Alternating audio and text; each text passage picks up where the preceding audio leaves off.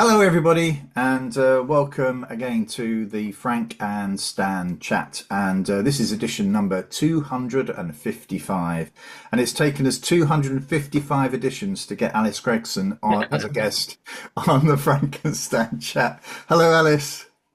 Morning, morning. It's great to be here and a bit of an honour, actually. So thank you for Oh, inviting that's me. so kind. Now you can see why we invite Alice on, can't you, Stan? Yeah, yeah. Yeah, yeah. Alice, there may be one or two people who don't actually know who you are. So, do you want to give a little brief introduction as to, what you've done, what you're currently doing, and perhaps how we know each other? Yeah, of course. And I'm sure it's more than one or two. So my background, I think, is always a good place to start. I almost describe myself as a bit of a sector nomad in the sense of I have worked in lots of different sectors over the course of my sort of 20 plus year career. Started off working in adult social care and health. That was my first sector that I worked within on workforce planning, that side of things. Moved then to work at the National College for School Leadership, which I absolutely loved, Right. probably one of my favourite employments, and loved that. But obviously, as that changed and got subsumed into the Department for Education, things changed. So I had to move on. Funnily enough, then went into the heart of the civil service, give myself a bit of a challenge, see if I could shift and change some of the cultures there. Quickly found that wasn't going to be the case. So decided actually then to move into policing, funnily enough. Yeah, I noticed that. So worked there for sort of 5 years or so before then moving on to come back into education as CEO of Forum Strategy, which is, of course, where you and I met, Yeah. Frank, your associate work and all the fantastic work that you did at Forum Strategy. It was nice to connect through that, I think, and that's where we kind of struck up our friendship, wasn't it? Yeah, So definitely was. again, doing that 5 years or so, and then very recently decided to strike out on my own and set up a little organisation called Elevating Leadership, which, as the name implies, is all about how we elevate the kind of stance and status of leadership, and that by building each other up, we build everybody up, and that's the kind of ethos of the organisation. So yeah, that's me in a nutshell. Yeah, and Stan, it's interesting. I think one of the things that I have gained from working with Alice is that her desire to give a voice to others, to find a mechanism whereby it's not about Alice, it's about what other people are doing and Yeah. coordinating that so that people have the chance to chat to each other about it. So yeah, I think that's probably a central theme to your work, isn't it? I think, Alice. Yeah, 100%. I think there's so many more people in the world that know much more than I do. So if I can find those people and push them front and center and make sure that people have got access to those expertise, that's really important to me. And also to be able to show people that they're valued and they're recognized and that their leadership matters in a world where, let's be honest, we need, good leadership, values-based leadership, moral leadership. And so part of my focus, particularly when it comes to system leadership, is how you tap into, those expertise and, that desire to want to connect the world and do better together. That's something that's really important for me. See, Stan? Yeah, you would. It's too late now in my career, but you would have been a real asset working with because I connecting people up is something that I do regularly because I can see how people would work better with a little more knowledge and a little more and with some of the stuff we've done on here afterwards I've been able to connect one or two people to the right people kind of thing. So yeah, I Well, really thought sorry, so I also think it's the reason why the chats have gone on for so long. Actually, is that we acknowledge that we only see a part of the world. And actually, I think bringing guests on here has enabled us to take on different points of view. Perhaps not white out. I mean, there's a criticism of these chats that we don't get anybody on who's completely alien to our views. You know what I mean? That's one of the problems, I think. But anyway, we have enough. I think it's enough ground to make a discussion interesting for listeners and for viewers. So, I think you're both master connectors, actually. Just from the little I know about you, Stan, and obviously I know you very well, mm, Frank. mm, And I think, you were the guys that are connecting people, and that's so important because we don't know what we don't know until you're then connected with someone, and then you start to dig in, you draw on their expertise. And I think we need more of that in the world that we're living in, that connection, that shared ground. You don't have to agree on everything, but you have to have a level of shared common ground to be able to come together, I think, which is more or less what you're saying, Frank. Yeah. That's really interesting, based on what you said about trying to change the culture in the civil service.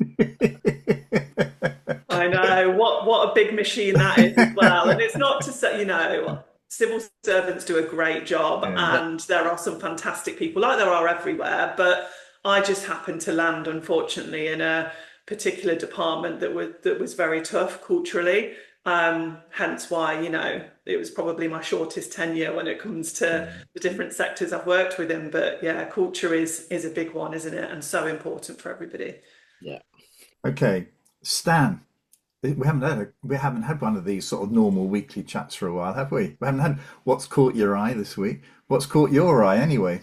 Well, I was following up on was it Malcolm last week, Malcolm, yeah. who wrote to us to say any thoughts on the dip in education performance, or the dip in motivation when year 6 pupils become year 7 pupils.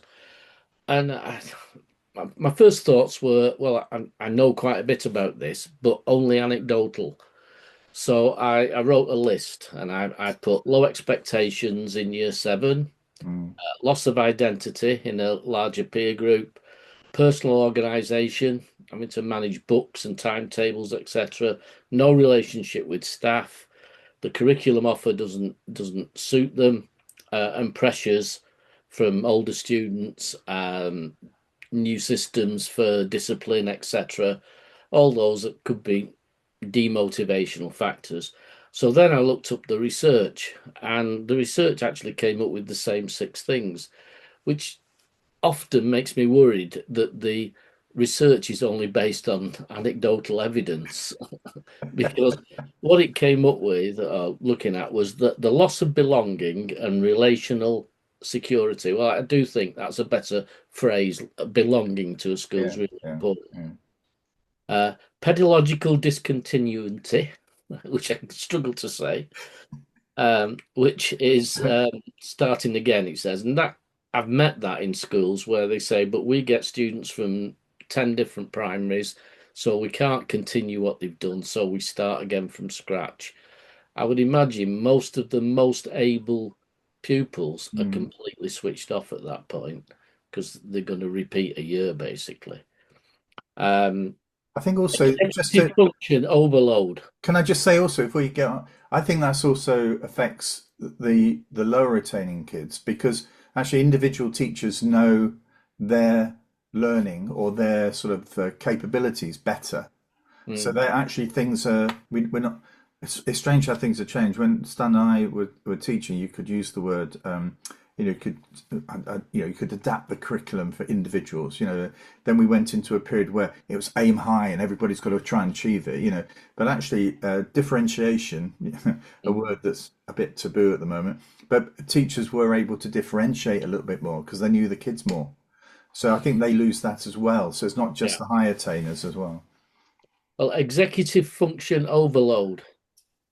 Now, if you want to just unpick that, that's exactly the same as trying to organise yourself, timetabling, Yeah. too many teachers, carrying your books around, PE kits on certain days. So again, nicely put, executive function overload. I wouldn't have been able to work out what that was if it was just a phrase. Social identity disruption. Yeah, attendance and disengagement become mutually reinforcing. I didn't really talk about it in my list attendance because I thought that was an outcome rather than a cause. And perceived threats, harsher discipline, less autonomy, potential bullying, big kids in the playground. So, having done that, and the research on that was over 1,000 students, I just wonder what's anybody doing about it. Some of those are pretty easy fixes, aren't they? Yes. And yet they could have a massive impact on the outcomes of the school. It could effectively it could add a year to the time that children are in school academically. And yet, even as recently as maybe 3 years ago, I was talking to secondary schools who had no idea what primaries were doing and what the children were capable of. And that to me is just Yeah, thinking. little thing that sticks in my mind. 'Cause I think we've said on this podcast chat before that we've experienced a grandchild who's sort of been a bit reluctant to go to secondary school, and when you start talking to these children about what it is, it's quite small things that are affecting their confidence, And one of the things that sticks in my mind is the primary school where she went to, very encouraging. Always the head teacher's out on the gate, welcoming everybody, and so everybody, you feel as though it's an orderly progression. It's not lined up or anything. Parents just because some parents are there, but actually it feels as though you're welcomed. The difference at the local secondary school is the staff are barking at the kids to get in on time. So it's not the same member of staff every time. It's not often a senior member of staff, and all they get is this: "Come on, you've got to be late. You're going to be late. You're going to be late." And actually, you think, well, the thought of going to work and somebody barking at you, "You're going to be a minute late. You're going to be a minute late." I mean, you probably might think that, but you don't need the senior manager or a person, an employee on the gate, shouting at you in that way when you've been used to something that's been very supportive and embracing, I think. So some little things that I think the students can tell staff. They don't. I mean, people don't like to think of them as customers, but bearing in mind what you were saying before, Stan, about before we were recording about John Lewis, they are customers. Mm. Just ask the customers, ask the children, ask the young people. Alice, you're going to come in. Yeah, I was wondering, and I'm guessing the answer to this is no, Stan, but whether they differentiated between those that were in a trust environment and those that were in individual No, it schools. didn't. No, because Research the reason I asked that is because there is a sense of continuity when the primary and the secondary are in a trust. I think that could address some of the issues there in terms of that big feeling of change when you go from primary to secondary. All the staff are different, the environment's different. But Whereas I also, think when Alice, you're in a sorry to trust, interrupt. maybe there's a bit more of that. That's only if the trust is geographically close. Because if you're all over the country, none of the pupils from the primary trust might go to the secondary trust. Yeah. But if often head teachers say, "Oh, but we take students from 35 different primary schools. How can we possibly?" Well, you know that. Yeah. You know that, so you're just ignoring the problem because it's seen to you to be too big. And one thing that I've often promoted, and so few want to do it, is we have a loft, or we did have until we cleared it all out, a loft full of children's work when they bring home at the end of each school year all of their work. And my wife was storing it and storing, but we got to a point we thought we'll just keep a couple of pieces, to indicate what they were capable of. But actually, I cannot understand why primary schools cannot just ask the children to take their maths and English books into their year 7 class, and the children start with the books, the exercise books that they were using in primary school. Why do they all need new books? I cannot understand it, because to me it would give me an indication of what was this child capable when they left the primary school, and what are they capable of now? What are my expectations? Where I saw it work really well was the secondary school staff had gone into the primary schools to see and had been shocked at the level of maths it was particularly that they were doing. And they came back and they looked at their curriculum and said, well, we're just redoing what they've already done in some cases in year 5. So we need to rethink. And then they looked for gaps. And the gaps were things that aren't tested, basically. Oh, right. Shape and space, measuring. And so what they did in their first year curriculum was that became the main focus of maths. So it was something new, or something the children hadn't spent a lot of time on because it wasn't in the SATs.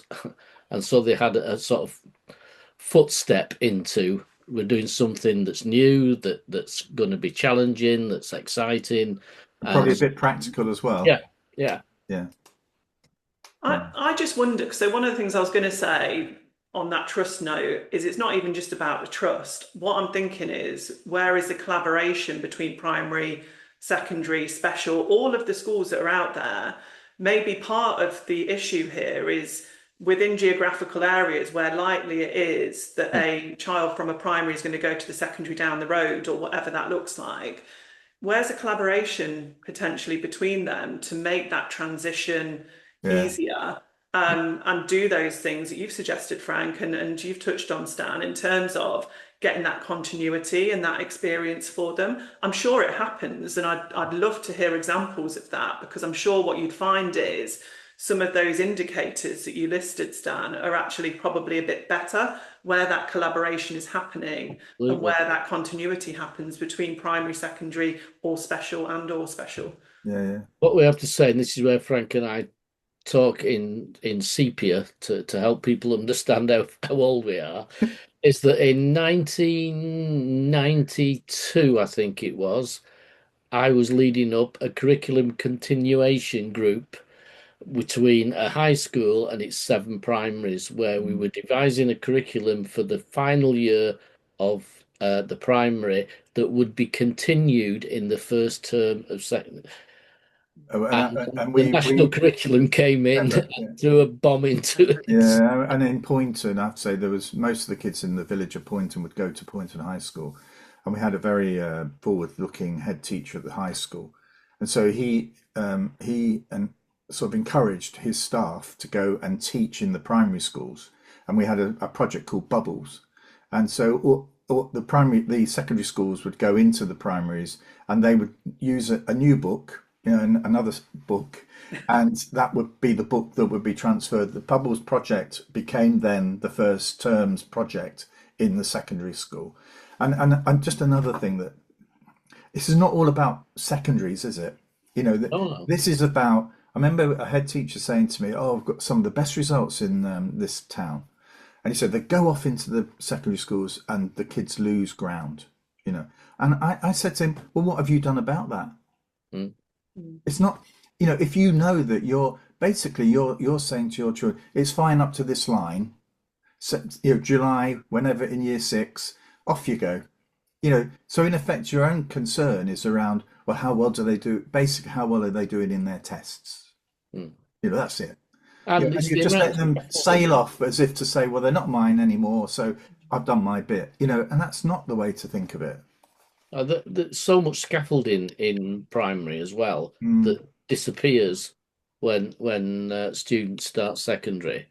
And some of this is probably unfair, but some students who've been propped up by the amount of support they get suddenly find themselves without that support. yeah. And Well, uh, you're then sending them around to 13 classes along long yeah, corridors, going across a massive site. Full well some of those children struggle to get to their sort of own classroom in the primary. yeah, But I mean, not wanting to be, we are being negative, but I think trying to be constructive. I mean, there are some thoughts, aren't there, here in this discussion about simple measures that could be taken that could ease absolutely. that transition. And it goes back to Alice's word of culture. Yeah, Create a culture where the intake is welcomed and given some autonomy, given some opportunity to tell what it feels like, yeah, and then listen to what they're saying and make changes. yeah, It's yeah, not rocket science, is it, I really? think that word listening is so important, isn't it? That actually we know, of course, that everybody pretty much across the system in education is under pressure, but making that time to listen to the people that you serve, to understand their experiences and understand what could be better is so important, isn't it? Because if you're not listening, then how do you know what you can improve and where you can improve it? So that's such an important point, I yeah. think. Yeah. I agree. Right, Alice, what's caught Mm. your eye this week? Yeah, and I do apologise for getting political because I try and avoid it, but it's been hard to avoid the politics this week, I think, and generally, really. And what I'm referring to there is obviously the kind of rise in terms of local authorities that are now led by reform, which, the values, the ethos of which I think is causing a lot of people concern, rightly. And, what I'm talking about there is that sense of fear that actually you've got a party potentially leading your local council who, by its very nature, is divisive and prioritises certain groups over others and their importance in society. I think it's troubling, and I've seen a lot of posts on social media. I felt it in my own personal life, being in a relationship with somebody from Brazil. It's hard to see that happening, and I think it's scary. Mm. And people are obviously then projecting ahead to when we have a general election, what's that going to look like? How is our country going to be led? And what does that look like for people from different groups who are already feeling that sense of fear? I think is scary. And as I said earlier, it's that kind of real difference between that and all the celebrations around Sir David Attenborough, who obviously turned 100, and his kind of figure in society as somebody who brings people together through nature and people's love of the world. I think those two things happening in a similar week is really interesting. And to bring it back to education, I think the challenge for schools is how you're going to navigate some of that and people's different viewpoints, their politics, where they stand with things. It's going to be very, very hard, I think, and I really feel for schools and trusts and anybody in kind of public institutions that's going to have to navigate that. I think what you have to accept, and it's simply true, is that enough people have voted for these candidates to get them elected. And alternatively, you could say a lot of people haven't voted and have got what they deserved. But my fear is that we write this off as, just categorizing people who vote for a particular party as A, B, and C, and not recognizing that actually to get elected, there has to be quite a significant amount of the electorate who vote for you. And so what's happened to society, what's happened to the way people are thinking that makes this acceptable now? Yeah, for me, I think the media plays a role in this, in sort of giving a steer to what people think, and I think it is sad that the current government have not been bold enough to begin to tackle some of this. There's some very sort of very obvious places where these sorts of messages are pursued, and I think that I've been a big advocate for Leveson 2 to really toughen up those the rules around this, where we have major British newspapers owned by people who don't pay British taxes. I think that to me is completely wrong, and I think that there are there are television channels which also are actually funded by people who are not in the UK, influencing how people think. And I think that the government should have been much bolder, and that's a message I'll come back to with what's caught my eye. Much bolder. We've said here before, Stan, there is still quite a lot of low-hanging fruit. For some reason or other, this current government don't want to go anywhere near. And some of that's in education, but for me, some of that's in the media as well. And I think, a lot of people out there are keen to see much more radical. Yeah, we talked before about ethical approaches. It's completely wrong, I think, that people get easy rides being interviewed on one a radio station or on a television channel, and others get completely hammered. This is completely wrong. And I think that it's the clickbait side of it. This will get more people watching this television program, regardless of whether it's true or not. Dave Smith, a guy that I know very well, who's done a lot of comms for the culture. Why let the truth get in the way of a good story? Well, I always thought the BBC was not that. But I think that's where we're at, and I think the government really, the current minister, Lisa Nandy, needs to really grab this and really, really go for it. And I think the vast majority of people would welcome that. Because even if they watch some of these programs, read that newspaper, I think it's honest to say, I expect to be able to read the truth. Mm. You know, But there is Yeah, sorry, go on, Stan. go no, on, no, go on. go on, Alice. I was just going to reflect. I think that one thing I always try and do, even when I find somebody's views or politics very, very different to mine, is I try and think what has driven them to go down that route. And I think what is driving people is just this absolute need for change. And regardless of how good the party is, how good their policies are, it's almost a protest vote, I think, in some cases. But the thing that I'm really struggling to make peace with is the fact that by voting for that, you are voting for some people in this country to feel unwelcome, to feel scared, to feel like they don't belong. It actually emotionally makes me feel really upset to think that people will feel like that in our country because of our politics and some of the history around Brexit as well that also links to that. I think it's just really tough, and I try my best to empathise and think about different viewpoints, but this is one that I'm really struggling with, and I think a lot of people may be in a similar position. Mm. I think communication's part of it as well, because again, if you look at the current government and say, what are they doing that's exciting at the moment? Any idea? What's motivating people? No, there isn't anything.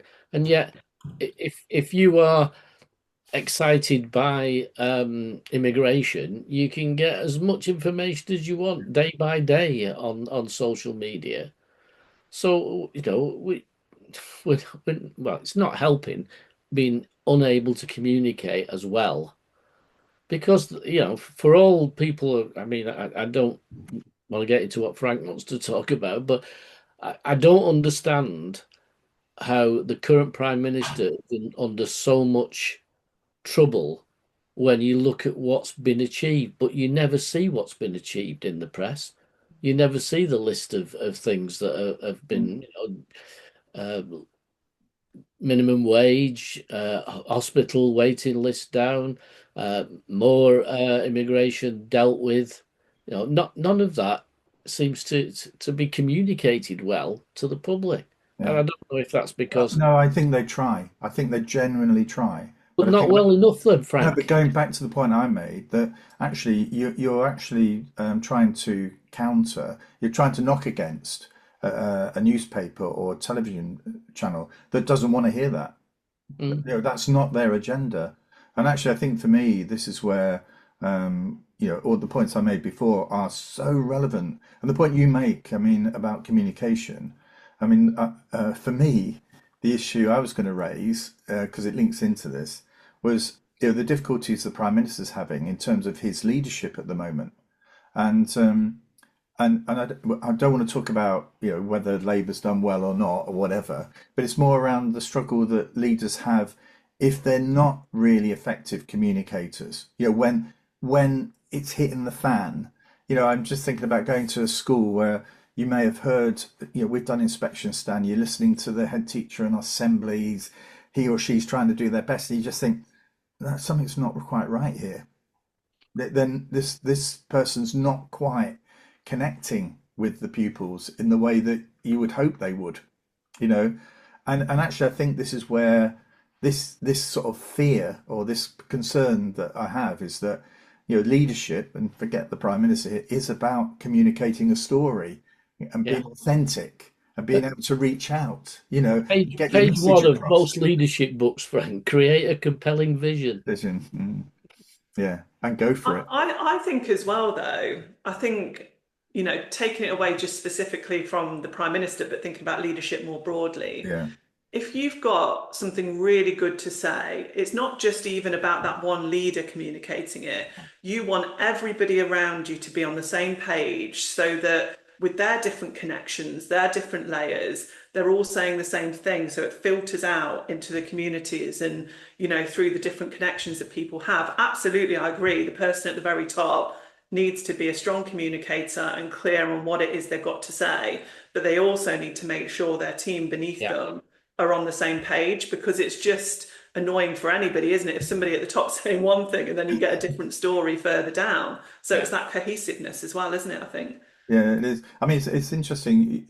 As you got your senior leadership team. I'm thinking about the Prime Minister and his cabinet. That's his senior leadership team, isn't it?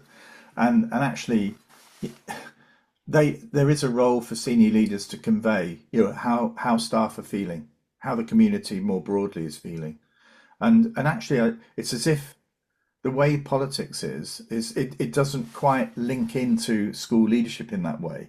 It's as if everybody's got to be on board. Everybody. There's no dissenting voices anywhere. I mean, and life's not like that, is it? No. So for the Prime Minister, the thought that somebody's gone into the cabinet and said, actually everything's fine this week. There's no problem. We're right behind you. Actually, life's not like that. I hope one of the cabinet members would have said, God, last week that election, we really do need to think about how we're going to sort of get our message over and how we're going to fight reform, fight the Greens, fight whatever they want to do for their survival, political survival.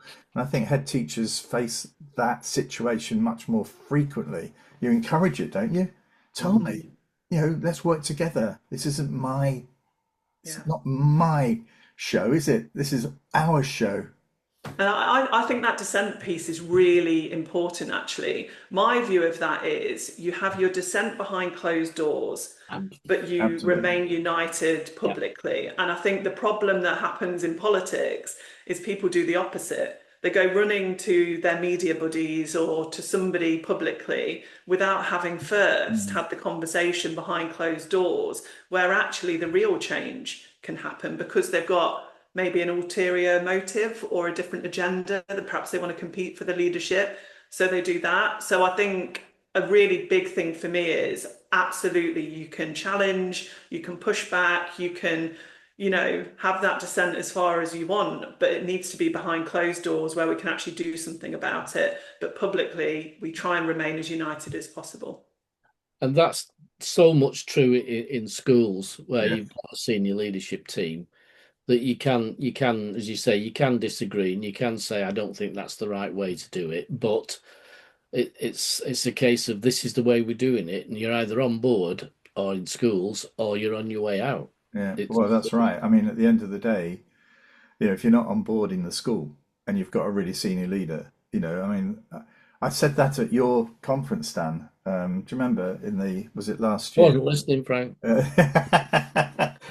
And one of your colleagues went, took a deep breath. I mean, basically, what I was trying to say was, in your leadership, if you feel as though you've gone as far as you can, either you stay on to pay your mortgage or you move on. Yeah. And I understand people who are trying to encourage senior leaders to stay on, but the worst, to encourage them because we've got hemorrhaging here. But actually, the worst thing is for you to be a square peg in a round hole and knowing that you're a square peg in a round hole. Yeah. And you're just going to prolong the agony for as long as you can. If you feel as though, like Istama today feels as though, I've had enough of this. His wife says, look, it's affecting the family, it's affecting the children, we can't do anything, you're getting slated. I mean, that's a hell of a lot of pressure, isn't it? And the same for heads. You go home at the end of the day, you're feeling completely shot. Every step you move, you seem to walk into something. I mean, You should. It's healthy to have people who don't agree with you. I mean, there's that old saying, isn't there, that if everybody agrees with you, most of them are therefore redundant. um, but it's about psychological safety in meetings, so that yes, you can say what you think, and nobody's offended by you sharing your opinions, even if they don't agree with them. yeah, And that's the way to get a healthy outcome to say, right. And as I think, as Alice opened with today, there must be something that we have in common. Somewhere there's a level that we can get on, and then we can progress from that point. yeah. That's Stan's coffee coming in there, Alice. I've Yeah. done 250, 290 of these, and about that time, the coffee comes in just A on little my screen. caffeine hit. Yeah, it's You know what it is, Frank? It's back from being in schools. So my wife makes a brew about 1/4 past to 10:30 every day, and at 2:30 every day when it was break time. when it was break time. So we're stuck into that time Yeah, scale. Stan's wife was a primary head teacher, Alice. Oh, Yeah. amazing. Yeah. Right. Well, what an interesting. Well, I found it interesting. This is why they're great. It's just. Um, well, at least I think they are. Others may disagree. Alice, you're coming back in a couple of weeks, though, aren't you? Tell us a little bit more about I that. know. Sorry about No, no. If it's as good that. as this one, well, the bar's very high as far as I'm concerned. Well, I think we'd said it would be nice to do a deep dive into something, and I've been working on a program with a colleague, a former CEO, Sean Hampton, who is amazing, by the way. You will absolutely love her. Um, we've been working on a program around system leadership, coming back to that point of, you know, in order to lead a system, you need to be connected, you need to go beyond your own organizational boundaries, all of those really important things if you want to be able to influence rather than be a victim of the systems within which you work. So what we're looking to do through that is to empower people to feel that they can, in some small way, shape or form, influence systems so that they feel that they're contributing in a really positive way. So yeah, looking forward to Great. diving into that with you both. Yeah, lovely, lovely. Yeah, that's something to look forward to. Great. Well, that's the end of our 255th weekly edition of the Frankenstein Chat. Thank you, Alice, so much for joining us. Yeah. And we're back actually with another weekly chat next week. So we're back into that, and I think the next one, Alice, our next spotlight will be with you and Sean. So that'll be great. So anyway, see you all. Have a great week, everyone, and we'll see you all next week. Take care. Bye. Bye. Bye. Bye. Bye.